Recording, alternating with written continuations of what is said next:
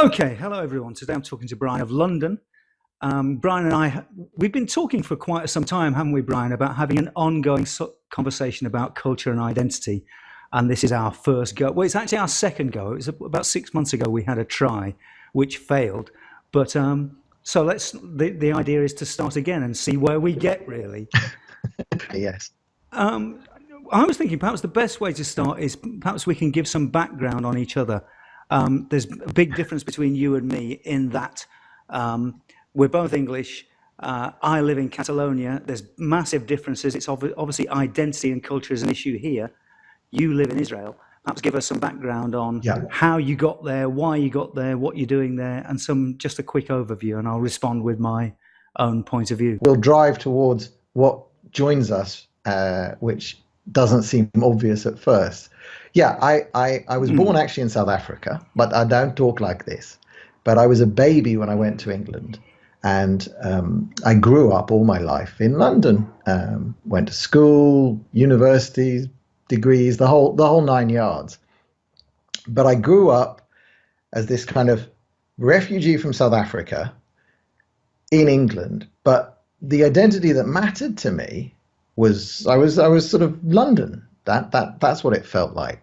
But I was also Jewish, and that made a sort of significant difference. Not religiously, not Orthodox, but every Friday night, eating with the family, eating with other friends, because we didn't have a wider family in England. So I had this sort of Jewish cultural upbringing, a little bit of the religion, sort of Sunday mornings going to learn a bit of Hebrew for my bar mitzvah, that kind of thing, but sort of very light touch religion. But always this feeling that I was something slightly different than the English people who were around me. And I've got to say, I probably never felt English. I felt British.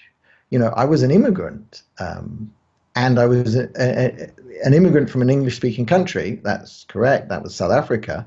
But I was still an immigrant. My parents were South African, have South African accents and so forth. But I never quite felt at home. So later on, eventually a whole load of stuff in the middle, but I wound up marrying an Israeli. I used to have business in Israel. I used to fly there often. Met an Israeli woman, married her in Israel, but she immediately came to live with me in London. And at around the time, or just after the time our first child was born, I felt this feeling of not really belonging as much in the UK as I had up until then. When was that? That was in 2007 was when my eldest son was born. Yeah. It's quite recent. And by 2008, 2009, we sort of made plans. And in 2009, I landed in Israel. And so I've been living here. I'm sitting in Tel Aviv. It's rainy and windy outside, which is very unusual. I'm in my bomb shelter in the sky, because this room is a solid sealed room with a steel shutter on the window to my left if I choose to. So it's supposed to deal with not quite a direct strike from a very large rocket, but if something were to land nearby, this room would survive. Yeah. And I kind of noticed on preparing a little bit for the conversation, you describe yourself, what is it on Twitter, as an indigenous Jewish rights activist, right. Which Correct. Is kind of, you're flying a flag there, aren't you? This is pretty direct communication. The point that we'll drive to, and I think this is where your background then also, I might not have been brought up Orthodox Jewish. I'm not like fully conversant in all the ways of the Torah. I have but I have a growing sense of appreciation of what it is to be Jewish. And everything about being Jewish starts on the land where I am. I mean, Tel Aviv, not so much. Jerusalem, definitely. But all of the stories that make up what it means to be Jewish, almost all of them happen in or around this land, or are connected with events trying to get to this land. So the sort of foundational story of coming out of Egypt, where were the Jews going to when they came out of Egypt? They were going to the promised land. Where's the promised land? It's here where I am sitting. So that cultural link That's the indigenous part. That means that Jews and Judaism are indigenous, not the individuals. It doesn't matter where my genes spent the last 1,000 years, if it was in Europe or Russia or wherever it was. Everything that makes me a Jew came out of this land. Yeah, this is where you feel you belong. And actually, I think this is where we get to this is the link, really. My thing is, there's a lot of me that revolves around the idea of territory. And I'll give you some background to me. I was born in Nottingham, and I no matter where I go, yes, I do feel English and I do feel Nottingham. I haven't really been in Nottingham since 1985 properly. Various things. My family moved away. I kind of lost contact. I've been in Catalonia for over 30 years now. No, nearly 30 years now. But the whole point of identity really is it's got to have a place, I think, and almost all, do. And that Judaism was so bizarre for having survived its 2,000 years of exile without owning its little place. Very, very few cultures manage that trick. It's very, if your place is taken away from you completely, it's very hard to keep it all together. And that's what to be honest, the resurgence of Poland, and I hardly knew Polish history. Poland wasn't a country until 99 years ago. I didn't realize that it had disappeared off the map, quite so dramatically, but they got it back. That's very important. I mean, this is the interesting thing that we've got here in Catalonia. Catalonia obviously exists, but it's not its own state. And herein lies the problem. But I want to go back to kind of explaining how I got here, because I've got this very strong sense of territory. And for me, it's not really. I've talked in lots of my videos how I'm an ex-lefty, and it's not that I'm even an ex-lefty, but I'm certainly not right, and I'm not modern left. And the reason why my whole political views are kind of based on identity, really. If you know a little, my grandfather was a reasonably important trades union leader. I was a member of the Labour Party, left, working class, identifying. My parents, we moved up to Cheshire. My parents separated, and we moved into the middle class. But I never left Nottingham. So even when we were living in Cheshire, I was still from Nottingham. I still supported Forest, even though we're in the second division. You Liverpool, there was a belligerent element about that, to such an extent that I went back to university to go to Nottingham because it was Nottingham, because I had to go home, and then my whole connection with class and the place. My grandparents are from a part of Nottingham called Radford. And I don't know if you know the writer. I really recommend you read Alan Sillitoe, Saturday Night, Sunday Morning, Loneliness of London, Long Distance Runner. They're set in Radford. So I read those novels when I'd gone back. Fantastic stuff. This is the place I belong. Really got into local history, was a member of the Labour Party. I didn't get involved in the new modern left, because my granddad had died just before I went to university, but the old guys in the Labour Party kind of looked after me and called me Young Harris, and they wouldn't let me get pulled into the lovey lefty types, and so they kind of I had to sit with them at the Labour Party meetings because I was Bill Harris's grandson. So it kept me firmly rooted in tradition, place. This is where I belong. Customs, things that have gone on for a long time. You're not even sure why they're doing them this way, but it just feels right to do it that way. Yeah, and when I finished, I actually studied psychology at university.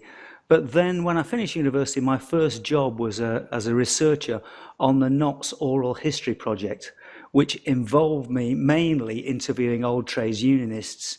I got massively interested in the history of the lace and hosiery trades unions, kind of started to theorize about the place.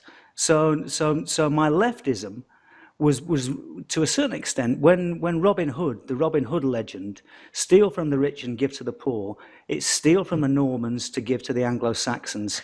So the working class is the northern Anglo-Saxon working class. I'm probably idealizing this a great deal, but for me, this identity thing, my political opinions were all part of belonging to somebody. And in much the same way as you know, okay, it's not a race as such, but there's a sense of belonging. And the strange thing is, I came to Barcelona in 1988, and people would think that this lunatic, very, very strong English identity that I've got would not transfer very well. Quite the contrary. My belief is that the stronger your identity and the more open you are and accepting are of other people's identities, the better they accept you. People know exactly where they are with me. They know exactly who I am. The fact that I've made efforts to find out about their culture and speak their language and consider myself an adopted Catalan. It's, you know, those spider plants that you've got a big plant in the middle and it throws a sprout out, and it can plant another plant somewhere else. And I feel that's the metaphor really for my life. There's the plant back in the UK hasn't died. It's probably not being very well fed. But there's the same plant that's thriving here, and if you look at my Twitter profile, it's got my Catalan book on it. It's about Catalonia, and it's about this transferred identity in many respects. But I personally don't feel that I've lost anything from the past. My belief is that I'm still 100% English. I've become kind of 98% Catalan. So that means there's 198% of me, which is kind of a lot better, really. Well, what I see in your example is it's analogous to that. Israel defines itself as Jewish. This is important because it's the only Jewish place, and not only is it the only Jewish country, it's conceivably the only Jewish country. Judaism is not a sort of despite what people say, it's not a conquering or invading ideology or culture or ethos. We're just not up for that. And Judaism is so closely tied to this land. We have so many sites of interest to us. We have Hebron. The news will call it Palestinian, but it's the site where Abraham buried Sarah. And the other matriarchs and patriarchs of Judaism are buried there. These are, now, again, the historical veracity doesn't matter to identity. Identity is built on story. Yeah. And the story of the Jewish people, and it's also the story of Christianity, because Christianity adopts almost entirely the canon of Jewish Torah and so on. The birthplace of both Judaism and Christianity is Abraham. And where Abraham buried his wife, that turns out to be one of the oldest recorded land transactions in the world. And when you go there, as I've been there, and you compare the testimony that's in the Old Testament with the kind of facts on the ground, it is not a stretch to say that this could have happened here. There are just way too many similarities. And the fact that someone 2,500 years ago also thought it happened there and built an enormous monument out of huge slabs of Jerusalem stone, which is this, the cave, it's called the Cave of the Patriarchs. It's a massive stone edifice built atop where the caves should be. The fact that we've believed this continuously is very, very important to us. And Jerusalem, again, the depth of history, every time you scratch the surface, you find something that marries with an account that we've been telling ourselves for thousands of years. Again, it doesn't matter that every detail is provable or not provable. The point is what came out of this in the form of Judaism is a series of laws, a series of a philosophy of looking at the world, which we gave to the world. Equality before the law. That doesn't show up in Roman or Greek law. They had slaves. Judaism had slaves, but then we steadily wrote the rules, and the oral tradition made the rules for slave ownership so annoying that it was just better to get rid of your slaves and employ people. That's literally what happened in Judaism over thousands of years. So today, Judaism would not consider slavery as being valid, even though all the rules of Jewish slavery are still written in the old books. Nobody thinks we would do slavery, but the sort of link to the land, the oral traditions, the books, all the stuff we've passed down and keep maintaining, that is rooted here. And so that's why Israel, it's unthinkable that Israel could be anywhere but where it is. And it's more than miraculous to some of us that Jews survived without Israel for so long. Yeah, I mean, you have to be. When I was still a lefty and still believed that the Palestinians probably had a decent case, I always used to joke about, why didn't they give the Jews Alaska? Then that would have caused a lot less hassle. The plan was for Uganda, actually. Was it? To give us yes. I mean, at the time that before the Balfour Declaration came, which doesn't give us Israel, by the way. The Balfour Declaration just is the British acknowledging that they should give, that they should hand over what had been they had basically picked up at the end of the First World War.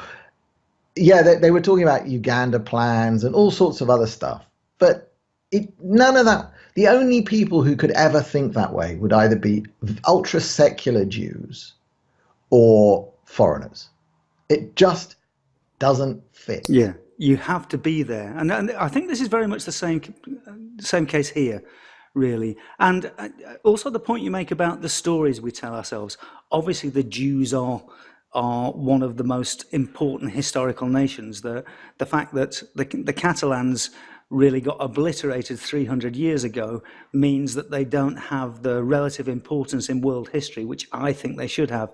But the key is the stories we tell ourselves. This is like FC Barcelona. But the Catalans believe themselves to be another chosen race. There's in the monastery in Ripoll, it's called the town's called the Cradle of Catalonia. It's when after the Muslim invasion, it's one of the first places the Catalans came down from the Pyrenees, and one of the very, very early monasteries is the monastery of Ripoll.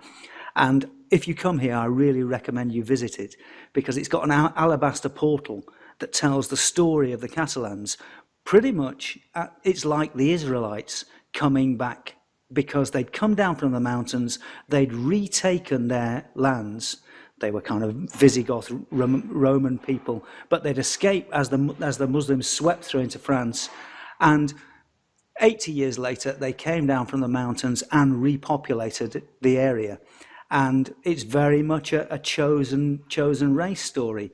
And perhaps other things, dating from this time. When I occasionally do guided history tours of Barcelona, and people ask me about whether the Catalans really exist.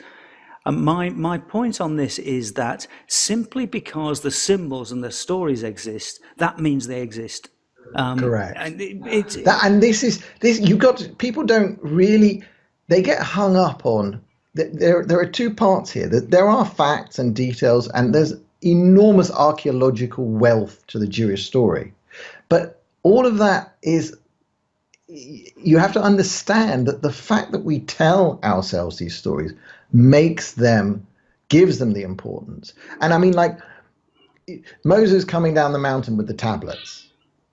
It's no accident that Muhammad went off into a cave and was told the Quran by Allah. It's a total and utter borrowing, is the politest word I could say, of the story. And I wouldn't be surprised because the Catalan people are going to have been infused with Christianity.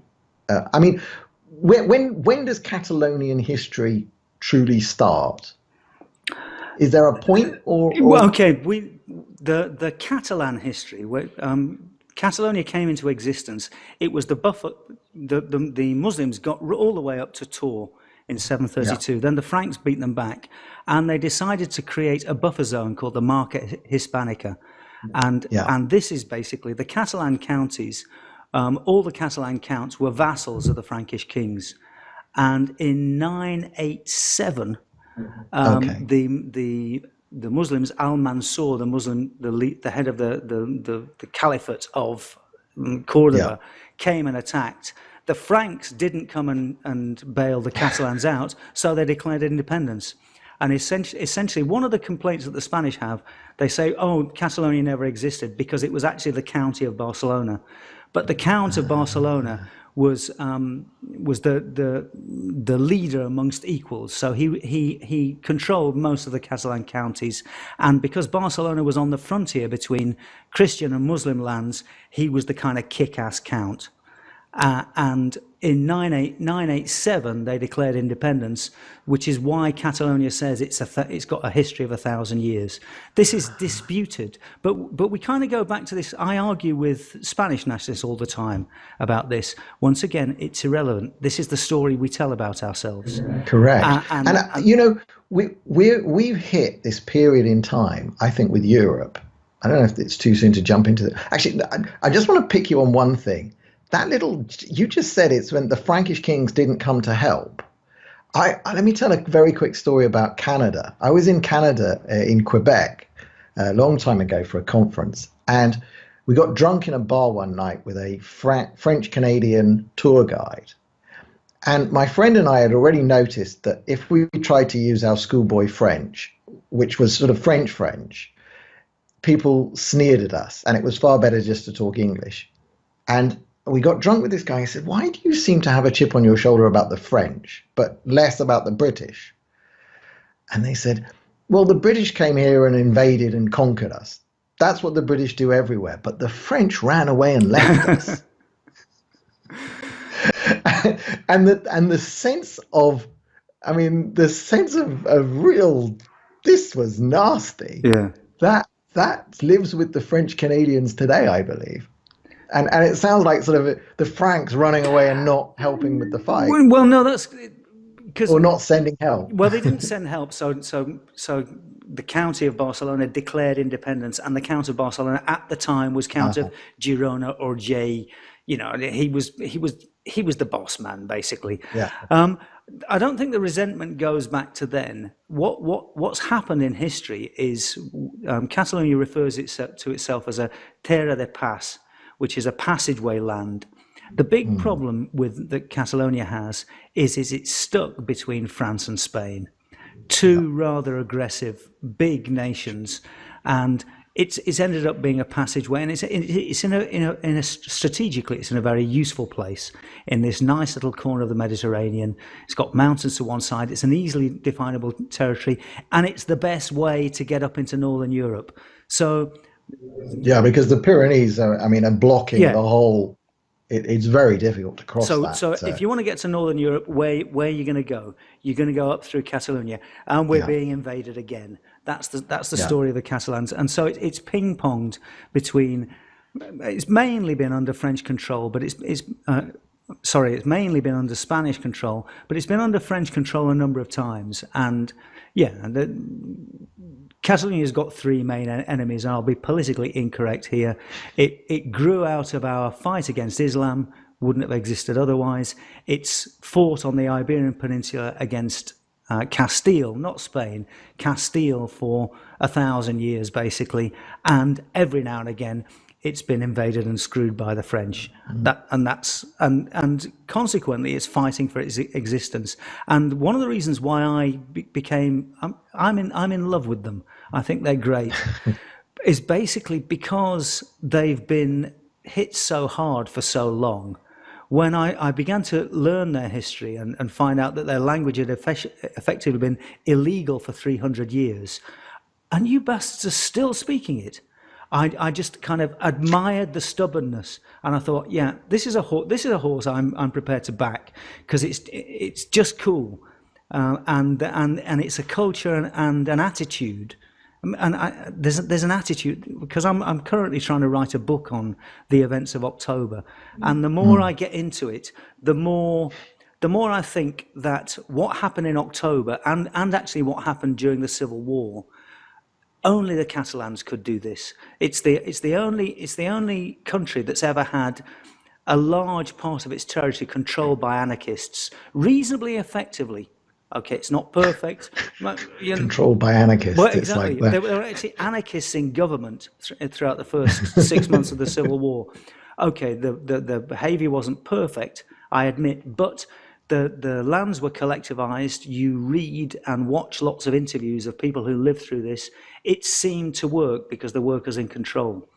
The revolution of smiles, that it's been called, that we've just been through, a completely peaceful people's revolution, Yeah. almost worked. The problem they always seem to have is at the crucial moment, they refuse to be violent.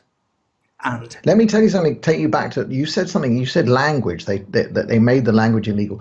In the sort of academic world that describes indigenous peoples, one of the biggest markers for a colonial invasion and for what any colonial invader must do is the suppression and destruction of language.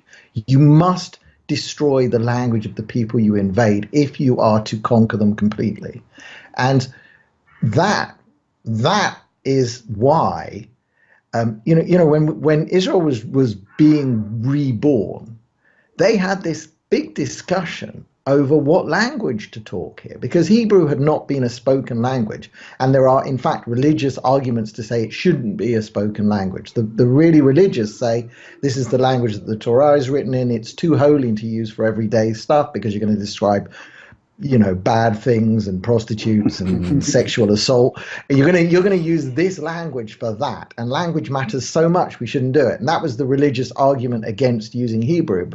And they discussed Yiddish, and they discussed French or German or any of the world's major languages. And I mean, there's a lot to say that if they'd picked English or something, it would have been, it would have appeared tremendously good.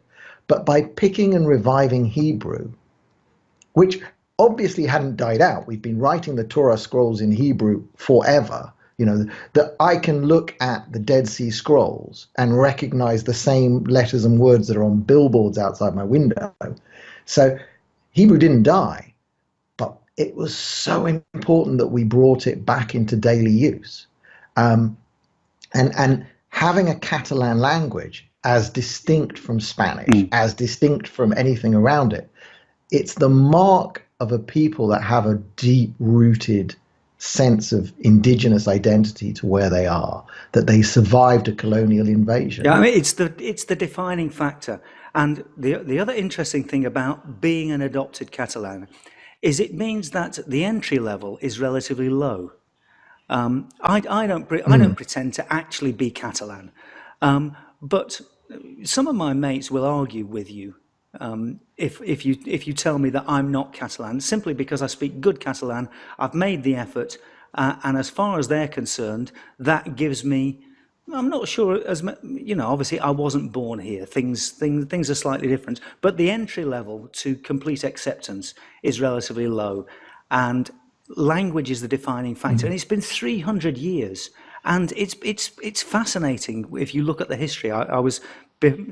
Early this morning, I was kind of looking back and thinking, okay, what's the key factor? Language. Let's have a look at some of the language repression that's happened. After 1714, when Catalonia was effectively annexed by Castile, the Catalan language was basically banned. It was removed from government. It was removed from the law. It was stopped being taught in schools.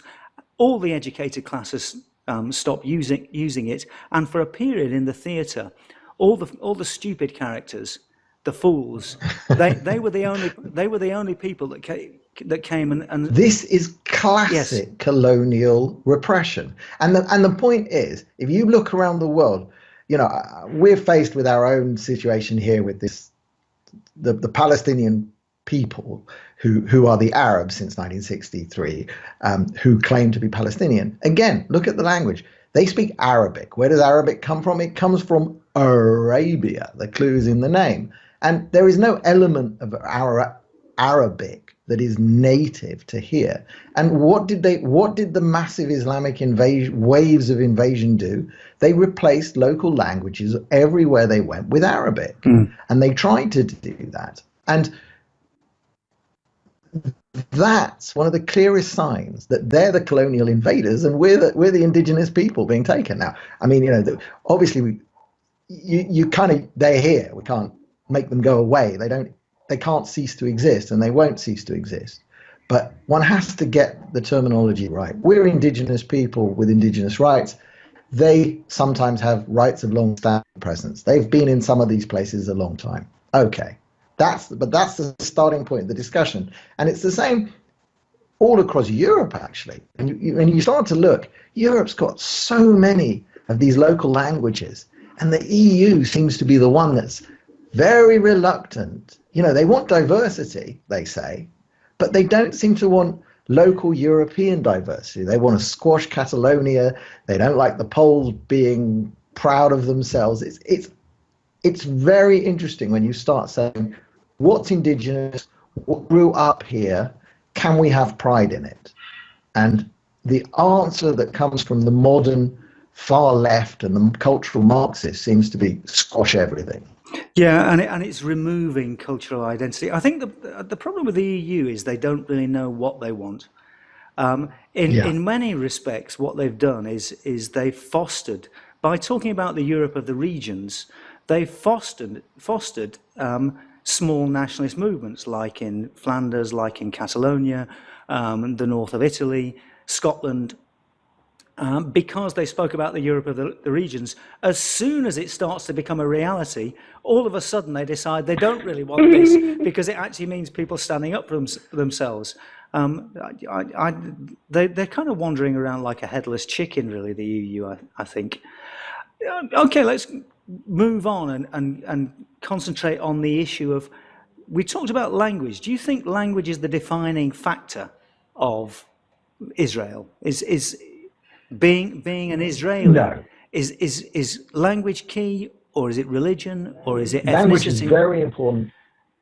It's all of the above. I'll give you an example, okay? Judaism accepts converts but doesn't go looking for them. It's remarkably difficult to become a Jewish convert. But we're told in our scriptures, if somebody makes the effort and goes through this conversion process, you absolutely must accept them. You cannot make any distinction between them and someone whose mother was Jewish going back, whatever. And over the years, we've had this sort of, there was a mistake. I'm going to criticize the state of Israel. Wow. I'm going to criticize a very, very specific government policy, okay? When Israel was formed, Israel came up with the idea that every Jew in the whole world had the right to return to Israel. This is a very famous phrase now, because we say the right of return. And who decides who's a Jew? Well, that's another complex problem. We handed a bit too much of that authority to religious people. But who defines what's a Jew? And when the Soviet Union fell, deciding who was Jewish and who wasn't, that became a whole big mess. But back to that thing of saying we have a right of return, that was a mistake. That was an absolute mistake by the state of Israel. It was an un-Jewish thing to do. Why? Judaism is not based on rights. Rights is something the Americans deal with. Judaism is based on responsibilities.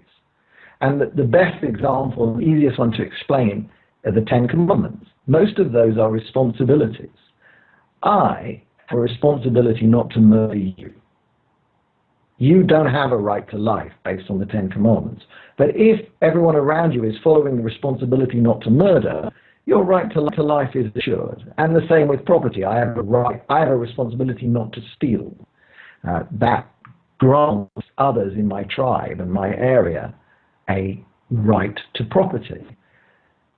What the state of Israel should have done is it should have said, the state of Israel and the Jewish people who live here have a responsibility to bring in any Jew who wants to come. And that would have been the Jewish way of talking. And what does that mean is that when you get here, if you are prepared to at least acknowledge Judaism, doesn't mean you can't eat bacon. There's bacon available in the shop near me. Everybody around me in this sort of secular part of Tel Aviv drives on a Saturday, which is not very Jewish. But there are parts of the country where people follow the rules very strictly. And the whole timetable of the nation Our week is different. Sunday is the first day of the week. We get up and go to work on a Sunday. But Friday, everything winds down. Office jobs don't work on a Friday. Saturday is completely shut. So that part of the timetable of the year is different. That's each week. All of the festivals, the Jewish festivals, which seem to mirror the weather here perfectly. I mean, it's like winter does not begin on some day in October. Winter begins when there's a festival called Sukkot. And Sukkot is the festival of booths, the tabernacles. And that's when we sit. We've had the whole summer where it's been baking dry and there's not one chance of rain. And then at the end of September, beginning of October, the date shifts every year. We have this Feast of the Tabernacles where we sit for 7 days outside underneath a roof that's not closed. That's the week it starts raining in Israel. Every year I've been here, it's unbelievable. And it can be sometimes in the middle of September, sometimes in the middle of October. But September and October are meaningless designations dreamt up by a Roman, was it a Pope already? Gregory? Yeah, I guess. It's the Gregorian calendar. It's totally artificial. It's based on solstice to solstice and this artificial division. Our calendar is lunar. But it's not just lunar, because we don't process around the year like the Muslims do. It's lunar with modifications for leap years. Every seventh year has got a significance. And it's lunar, it's solar, it's linked to physical activities. And it's my belief, but nobody's done the research, that the weather in Israel tracks the Jewish calendar. And just by living here, you are forced to follow the Jewish calendar. I mean, Christmas doesn't matter. Most Israelis, they don't even know what December the 25th is. It's not a day that matters. But Hanukkah is the next festival, and that marks the calendar. Language is important, obviously, for getting by. When the Russians came, we had a massive Russian immigration. In 10 years after the wall fell, we went from a population of about 4.5 million total, 5.5 million in the space of 10 years. We accepted 1 million Russians. This is immigration it makes Merkel's, it makes Merkel's experiment look ridiculous. But the point is, people who came here were Jewish, had some background of Jewishness, even if they'd sort of forgotten it. But they came here, they became Jewish, their kids went to school, they learned Hebrew, they integrated, they assimilated. They're still Russian. You can get decent Russian food in the supermarkets. The telephone, push 1 for Hebrew, push 2 for Russian, displaced English. What a disaster. But they came with the idea that they would be Israelis and Jews. And that identity is strong enough here. And it's not, by the way, it's very, very, I hate this word diverse, but it is. We've got Yemeni Jews, Moroccan, Algerian, every one of the Arab countries, the Jewishness was different. The food was different. And then we've got all the European variations, all of it here, French Jews, Italian Jews,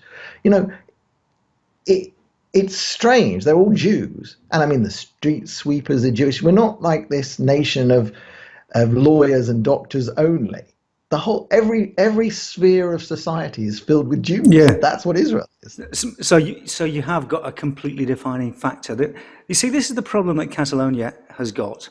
The reason why independence is nigh on impossible is, once again, immigration. Immigration is the key factor. Immigration changes demographics forever. Throughout the front. Correct. If it isn't immigration to at least culturally acclimatized. Yeah, I think we're kind of moving on to the next issues about what defines nationalities, cultures, and identity. What happened here throughout the 60s and 70s is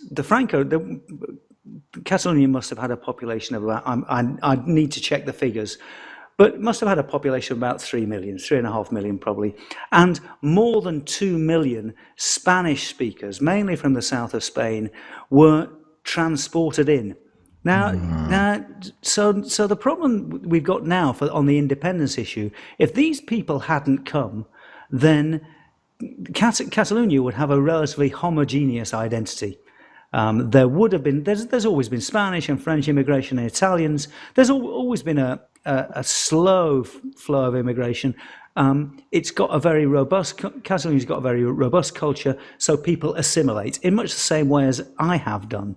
It's not difficult for this to happen. But when 2 million people come, and they're nearly 50, almost 50% of the population, and they're shipped in deliberately to dilute the identity. That, again, that's another very key marker of an invasion, of a colonial invasion. That's what in this inverted, bizarro world that Israel inhabits, that's what we're accused of doing with Judea and Samaria, which is the land just to my right. I mean, it's 12 kilometers that way. We hit the old green line, which is the armistice line from 1949.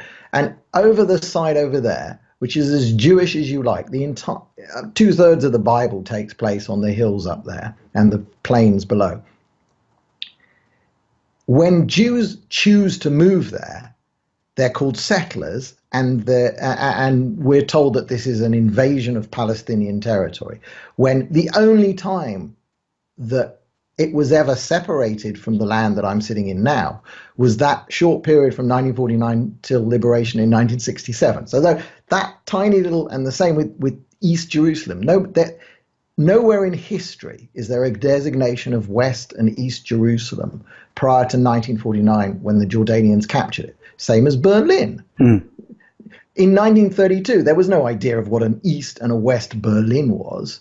And again, today, there's no idea of what an East and a West Berlin is. But it's just that short period that it was called East and West Berlin. Same with Jerusalem.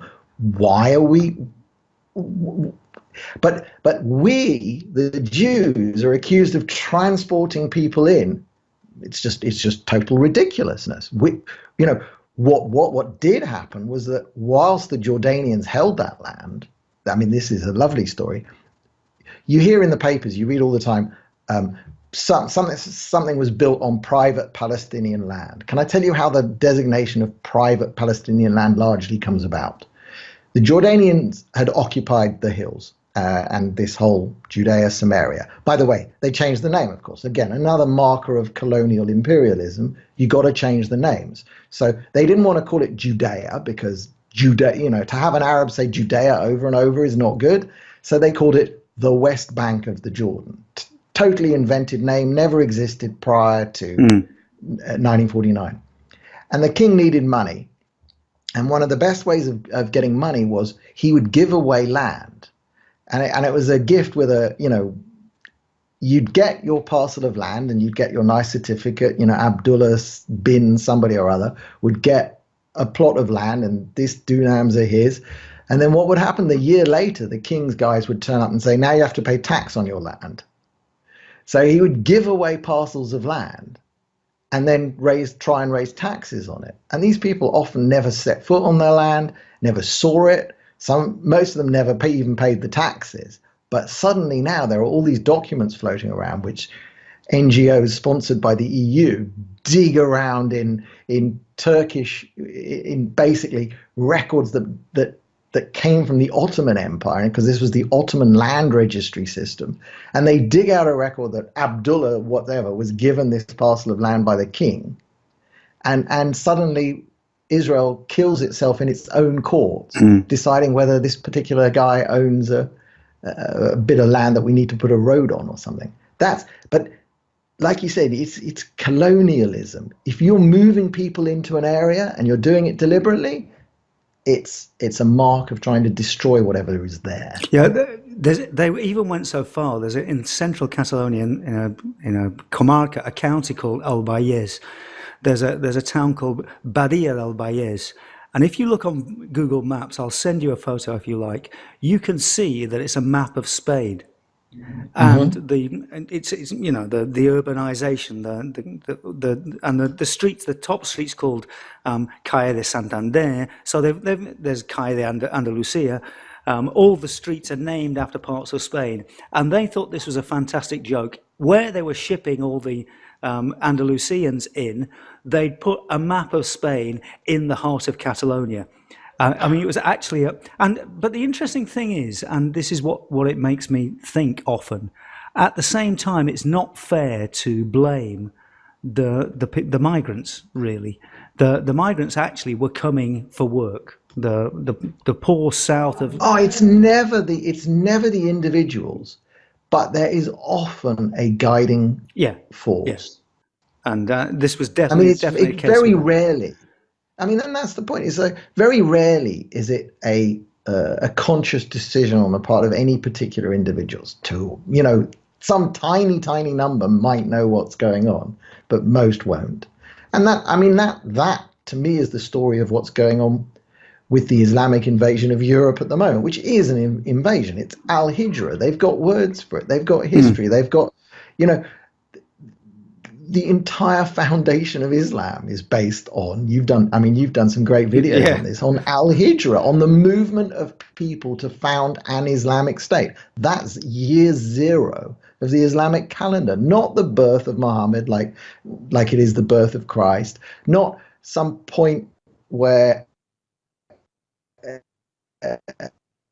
Abraham, Christianity, its defining points are not an active movement of people to found an Islamic state and the adoption of a political identity and conquering. That's the foundations of Islam. And it's fair to say I left Europe because I saw what was coming. I left the UK. I didn't want to bring up Jewish kids there. Did you know this was happening in 2007? Yes. Yeah, it was evident. Before. Yeah. I'll tell you why. I read the works of Batia Orr. She's very, very important. She literally wrote the book called Dimachid. She wrote about the history of the fall of the Eastern churches. And she knew this a long time ago. And in fact, I saw her about a year ago in Israel. She was here, and we were having a conversation with someone else, with a professor of medieval history, actually. And he said to her, "When did you realize that Europe was in deep trouble?" And I think she said 1989, which was a lot earlier than I would have thought.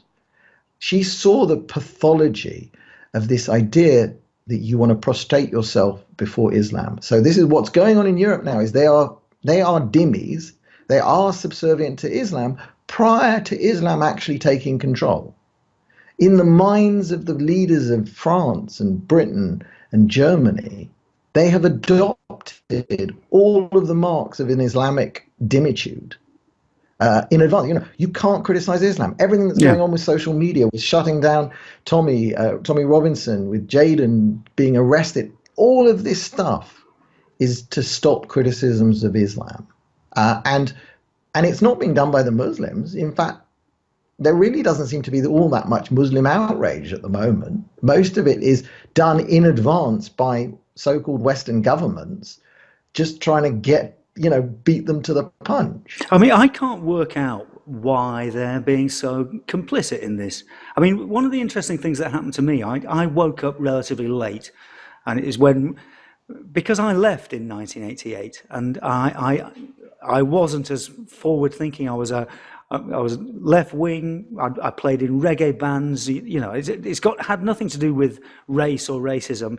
I was quite happily hanging out with Hindus. Had lots of Hindu friends at university. Me too. Sikhs, Hindus. Yeah. I was in London. All of my school friends. It was a very mixed, diverse group, but not too many Muslims. No, that's interesting, isn't it? When I woke up, I looked back throughout the whole of my life and thought, yeah, I've had Sikh friends, I've plenty of Jamaican friends, plenty of African friends. I played African music, Hindus. Very, very few Pakistanis. And I kind of wondered why this was. And it certainly didn't come from my attitude, because I didn't care. I made no distinction. And I only began to wake up to this problem, to this. It is an invasion, and it is, and I suppose that as we approach the end of this conversation, we need to get onto the idea of why this is antithetical to our cultures. But it was probably it was with the migrant crisis I began Yeah. to watch videos on YouTube. And the truth is, because I'd left England in 1988, and then my parents had moved away from where I'm from to my mother ended up living in Malvern, which is a nice, quaint country village, not too much immigration there. I had to go through Birmingham on the bus every now and again. I'd think, oh God, this looks terrible, but that it always did. And it's only when I started looking at videos on of the migrant crisis and also Brexit, when I suddenly began to realise that my idealised England, the England that has stayed in my mind from 1988, because I hadn't really updated it, all of a sudden bore no relation to what I was familiar with. And yeah, you'd heard about places like Leeds and Bradford, but the whole of the north of England. When I started to find out that places like certain towns in the north of England now got no white people in them. Yeah. Now, Yeah, I was a management consultant just before I left. That was the job I was doing, and I was doing a lot of government work. I spent, for example, 8 months living in Blackpool, flying up every week to Manchester, driving to Blackpool, staying 3 nights in Blackpool, and I studied in Sheffield and Leeds, so I'm actually quite familiar with the north of England. In fact, I spent a lot of time up there. Like it very, very much. I mean, very different to London. People who go on holiday to the UK and stay 5 days in London and think they've seen England or Britain haven't got a clue. But I started seeing towns in Lancashire that I would drive through, or not Blackpool. What's to the south?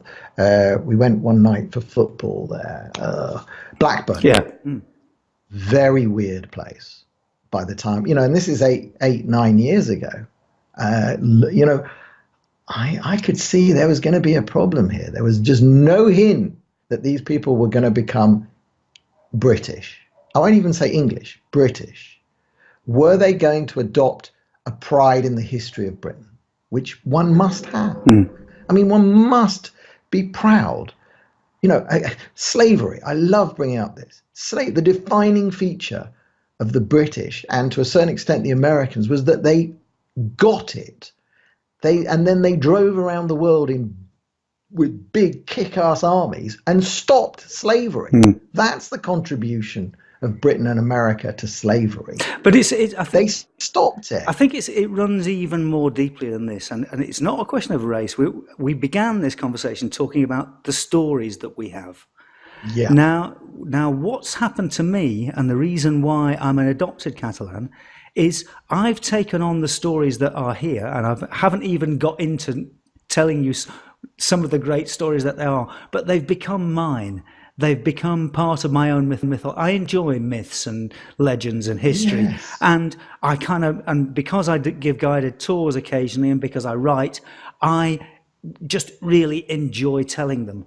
I get a satisfaction that I live in this ace place with these great stories that I can have fun telling to people.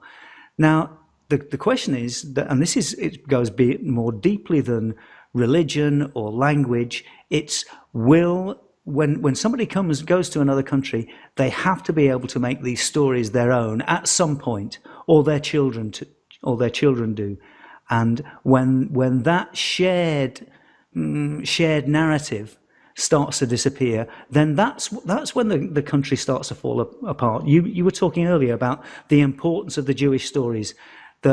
All the Russians that have come in the last 10 years or so, or that came after the fall of the Berlin Wall, they took on those stories as their own, or they've probably been telling them in their own communities, and they came because they're the stories of the entire. Actually, they're the stories of the entire Christian world. Yeah. But when we live a very, very secular life, but I'm looking at the schoolwork that my son brings home. It's at a very superficial level of studying the Torah. But I had Tommy Robinson here a year ago, and I drove up the center, the spine of Israel, right through the middle of what they call the West Bank, on this road in the Jordan Valley. As I was driving along, suddenly I was realizing that every single road sign is in the Torah. Every place name.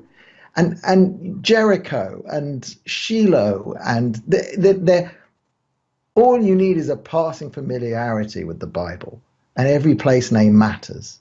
And they've been there since. And it's not like we showed up 70 years ago and said, okay, we're going to put Shiloh here. No. We dug in the ground, and look, you can see where the tabernacle was. I mean, you can see the holes in the ground, and it matches the descriptions. But I'm proud of that.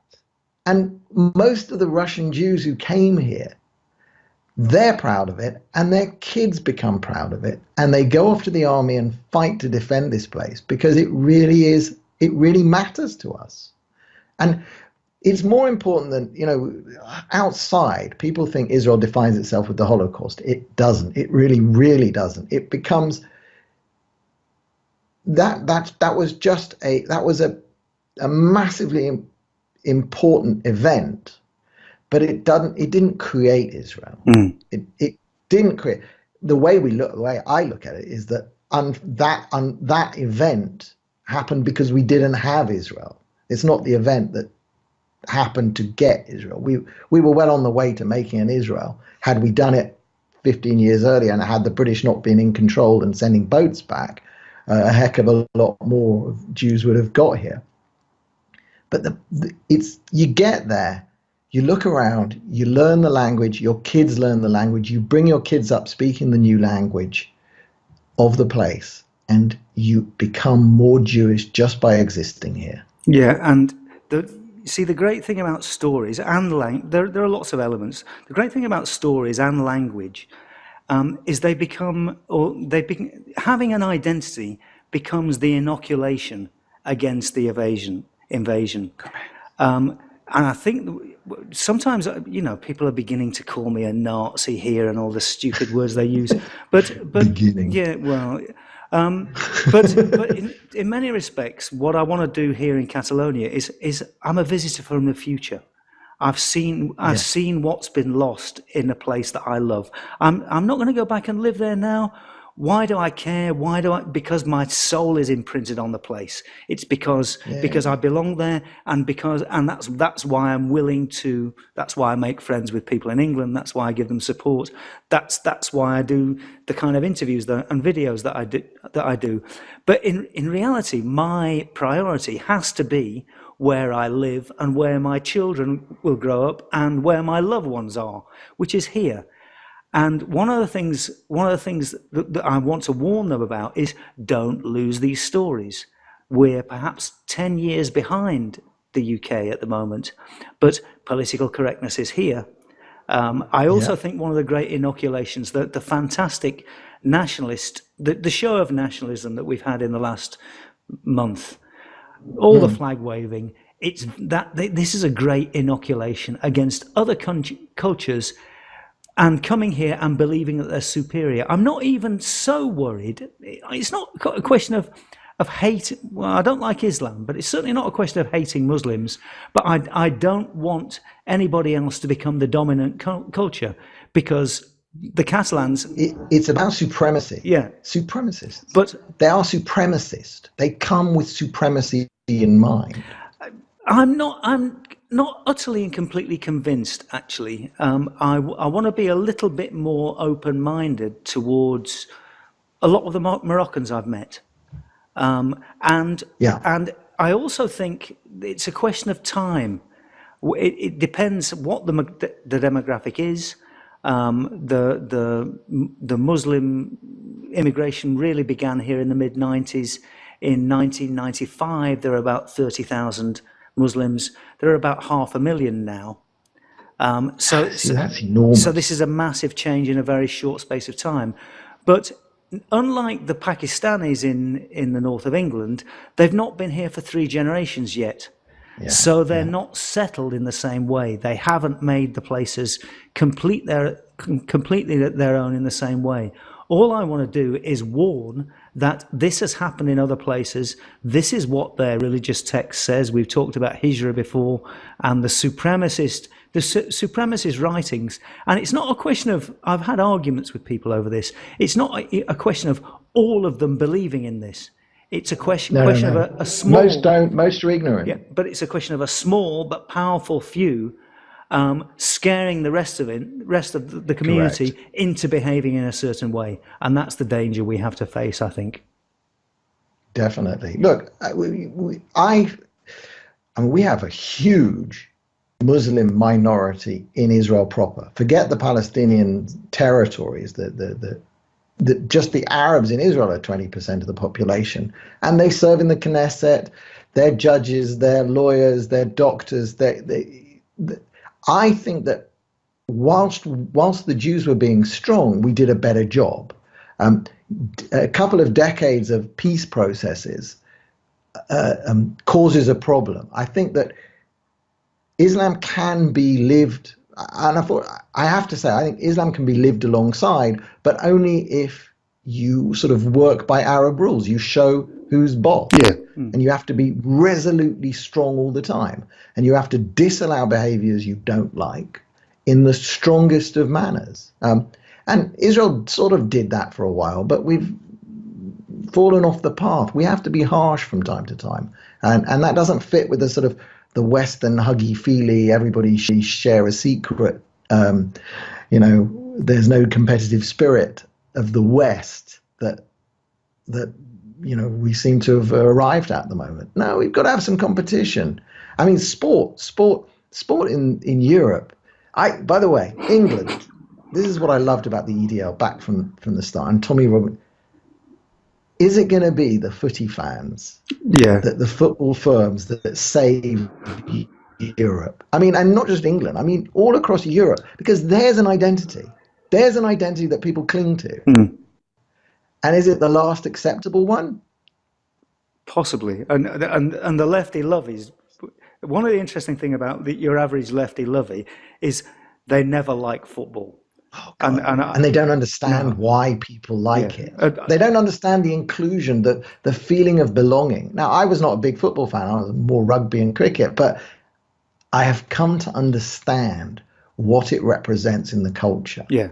And the very, very, very specific role it has to play. And it's all about your sense of belonging and sense of loyalty. We're coming back to the same issue. It's the football team is all about loyalty to the place. And they have stories when they won the FA Cup, who they beat, how they did it, how they got there. I'm sure Nottingham. I don't know that, but I'm sure Nottingham has got a massive. Not Forest, right? I'm sure there's an FA Cup story there. Well, that there's 2 European Cups. Well, let's exactly. Brian Clough. Okay, I mean we've done a little over an hour, Brian. I think probably for one episode that's probably enough to be going on with. I think we've got plenty to talk about. Why don't we? As I said in the introduction, this could be an ongoing conversation. Why don't we? I want to talk about how this applies with Generation Identitaire in Austria, and because all of those. But I think we should do that in another conversation because it's a whole. And we just started on. Another thing I want to talk about were things like sport and associations and kind of popular manifestations of culture, dancing, non-toxic identity manifestations, which is really kind of what Europe is lacking at the moment, or what they're trying to make. They're trying to brand these things as evil, and they're not. I want Austrians to be able to express Austrian pride. Yeah. They shouldn't be proud that they slaughtered Jews, and the Germans shouldn't be proud that they slaughtered Jews, but they have a history, and they've got to find it. Mm. And all cultures have cocked up every now and again, so we shouldn't be feeling too guilty for this. Okay, let's knock this on the head for today. And how about getting together in a week or 10 days or so? Absolutely. And once again we'll get a kind of loose script of the topics that we're going to talk about, but I think we could have gone on for 2 hours, no problem. Yeah, but all right. I just think people would have probably switched off before then, so we'll see the feedback on this episode. Yeah, thanks very much, Simon. Thanks to you, Brian. Talk to you very soon. Bye.